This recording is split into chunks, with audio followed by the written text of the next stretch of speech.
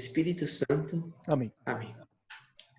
Vinde, Espírito Santo, enchei os corações dos vossos fiéis e acendei neles o fogo do vosso amor.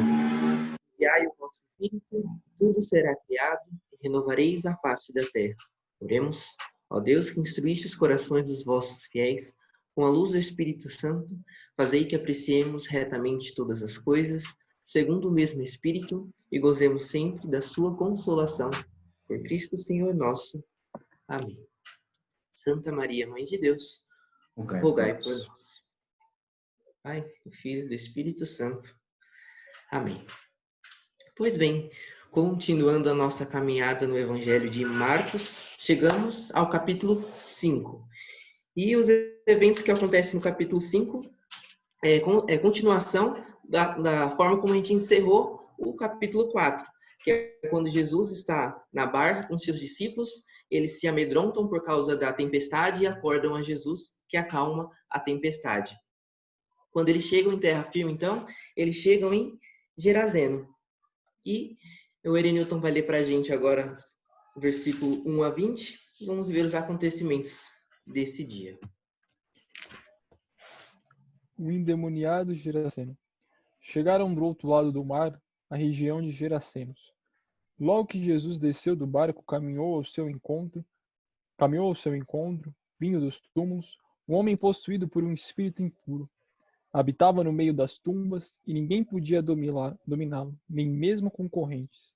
Muitas vezes já o ouvi prendido com grilhões e algemas, mas ele arrebentava os grilhões e estilhaçava as correntes. E ninguém conseguia subir julgá-lo.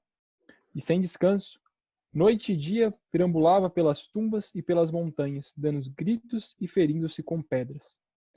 Ao ver Jesus de longe, correu e prostou-se diante dele, clamando em alta voz: Que queres de mim, Jesus, Filho de Deus Altíssimo? Conjuro-te por Deus que não me atormentes. Com efeito, Jesus lhe disse: Sai deste homem, espírito impuro. E perguntou-lhe: Qual é o teu nome? Respondeu: Legião é meu nome, porque somos muitos. E rogava-lhe instantemente que não o mandasse para fora daquela região. Ora, havia ali, pastando na montanha, uma grande manada de porcos. Rogava-lhe então os espíritos impuros, dizendo: Manda-nos para os porcos, para que entremos neles.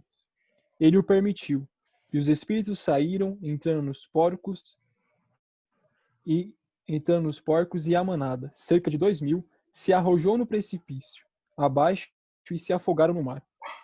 Os que apacentavam fugiram e contaram um fato na cidade e nos campos. E as pessoas acorreram ao ver o que havia acontecido. Foram até Jesus e viram o endemoniado sentado, vestido em são juízo, aquele mesmo que tivera a legião, e ficaram com medo. As testemunhas contaram-lhe o que acontecera com o demoniado e o que houve com os porcos. Começaram então a rogar-lhe que se afastasse do seu território. Quando entrou no barco, aquele que fora endemoniado rogou-lhe que o deixasse ficar com ele. Ele não deixou e disse-lhe: Vai para a tua casa e para os teus, e anuncia-lhes tudo o que fez por ti o Senhor na sua misericórdia. Então ele partiu e começou a proclamar na Decápole o quanto Jesus fizera por ele, e todos ficaram espantados. Palavra da salvação. Glória a vós, Senhor. Pois bem, é sempre bom lembrarmos o objetivo de Marcos ao escrever o seu evangelho, que é realmente apresentar quem é Jesus, apresentar a pessoa de Jesus aos seus ouvintes. E nessa sequência de eventos que estão acontecendo nesse dia, desde a tempestade, agora a cura do endemoniado e o que vai acontecer depois, Marcos enfatiza muito bem isso. Quem é Jesus? E começa com Jesus chegando a uma terra pagã, denominada por pessoas que estavam vivendo justamente uma fé deturpada, longe de Deus. E a gente vê isso na pessoa do endemoniado e nas pessoas que cercam essa redondeza, onde, a princípio, elas dizem que não conseguem dominar o mal, não conseguem dominar aquele que está possuído. Mas só que Jesus, após realizar a cura, a expulsão do demônio, dessa legião, de tudo aquilo que é mal, todo o pecado, de tudo aquilo que afastava aquele homem de toda a sua dignidade como pessoa e filho de Deus, Jesus, quando faz isso e as pessoas descobrem, elas demonstram realmente aquilo que elas vivem. Elas têm medo de Jesus e o pedem para que ele se afaste, para que ele saia de entre eles, demonstrando que quanto mais longe nós estamos de Deus, mais longe nós estamos desse desejo de querer voltar para Deus, de se reconciliar novamente. Então, aquele que for expulso do pecado, ele se volta a Jesus e pede para segui-lo, pede para se tornar um de seus discípulos. E é curioso a resposta de Jesus, né? Em vez de acolhê-lo como seu discípulo, ele manda ele retornar à sua família, ou seja, a missão que Deus confiou a ele na sua vida. Lendo e meditando sobre essa passagem, me fez recordar como tantas vezes, às vezes a gente, depois de receber uma graça, seja pedida ou não, depois de um momento tão feliz e alegre, a gente se volta para Jesus e diz palavras tão bonitas, né? De como, Senhor, Tu é o centro da minha vida, Senhor, eu vou fazer tudo o que você me disseste. E como não lembrar de Pedro, né? Que diz que morreria por Cristo e logo depois o traiu. Da mesma forma, Jesus, quando depara com essa pessoa que fora curada, ele pede para que ele volte à sua vida, volte à missão, aquilo que Deus confiou ele para que ele faça no dia a dia, sua santificação do dia a dia, que é justamente a sua família.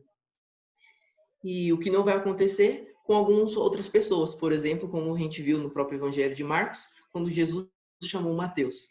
Nos demonstra realmente isso, que para cada um de nós, Deus destinou-nos uma missão a cumprir, seja na vocação em renunciarmos todas as coisas desse mundo e seguirmos a Cristo, seja na vocação familiar, onde na correria do dia a dia, mesmo turbulentos, mesmo não tendo conseguido administrar os nossos horários, os nossos compromissos diários, mas sabendo que justamente na labuta dos nossos dias é que a gente segue a Cristo e santifica a nós e a nossa família. Então Jesus pede para que esse ex-endemoniado volte à sua família, mas ele é expulso daquele ambiente hostil que não aceita Jesus no meio deles. Pois bem, a sequência de todo esse evento é que Jesus mais uma vez vai estar rodeado de muitas pessoas que o seguem e como a gente sempre vem comentando nas passagens de Marcos, Marcos vai apresentar quem é Jesus e a gente vai ver muitos e inúmeros personagens que cada qual vai ter um relacionamento diferente com Jesus a partir da sua aproximação com ele e da liberdade que eles dão para que Jesus entre e opere na vida deles. E então vai surgir o personagem Jairo. Ele, que a Sagrada Escritura vai dizer que é um chefe da sinagoga, ele vem até Jesus e se prostra desesperadamente, dizendo que a sua filha está encamada, doente, a ponto de morrer.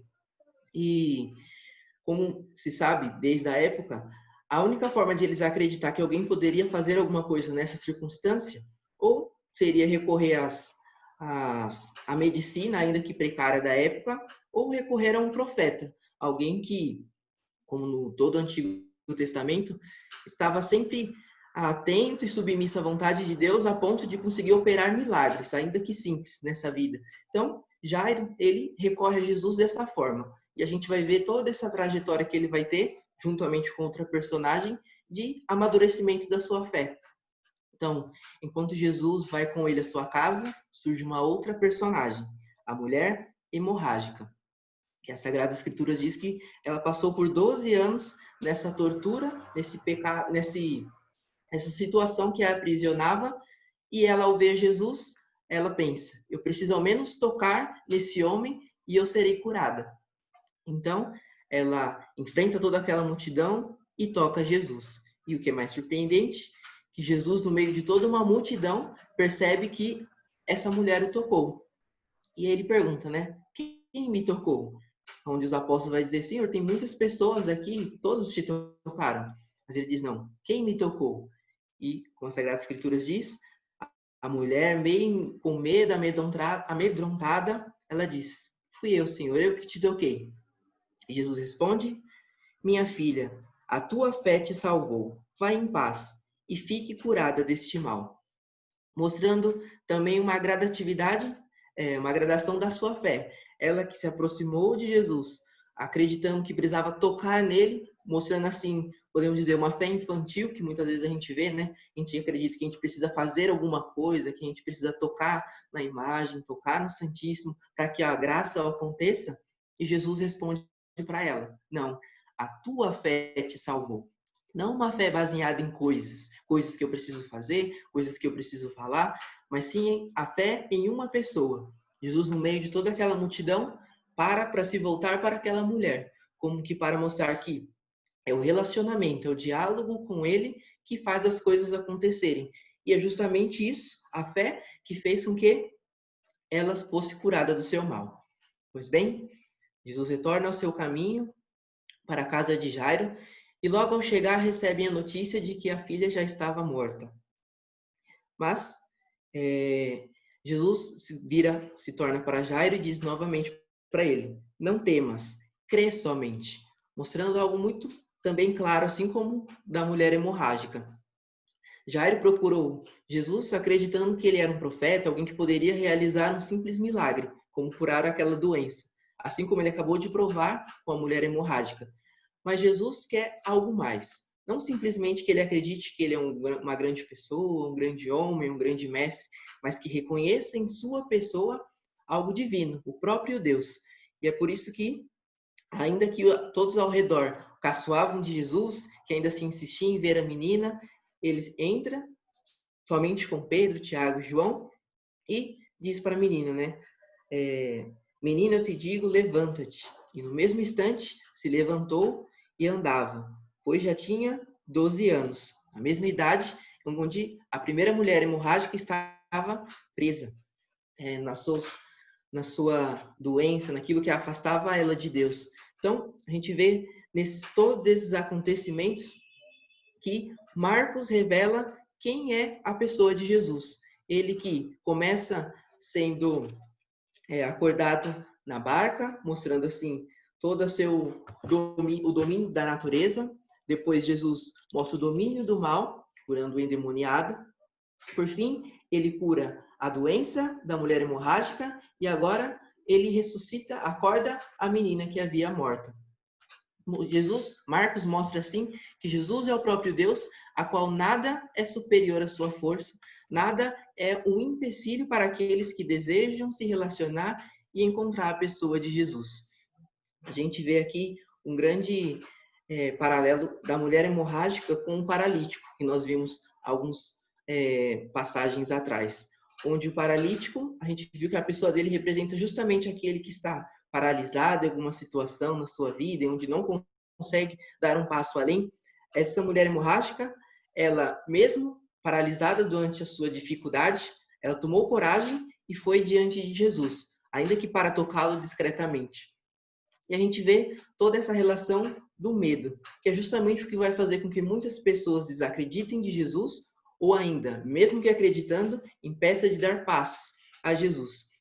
Só que a gente tem que tomar sempre um cuidado em relação, quando nós falamos sobre o medo, que a gente sempre tem o problema de ser sempre 8 ou 80, né?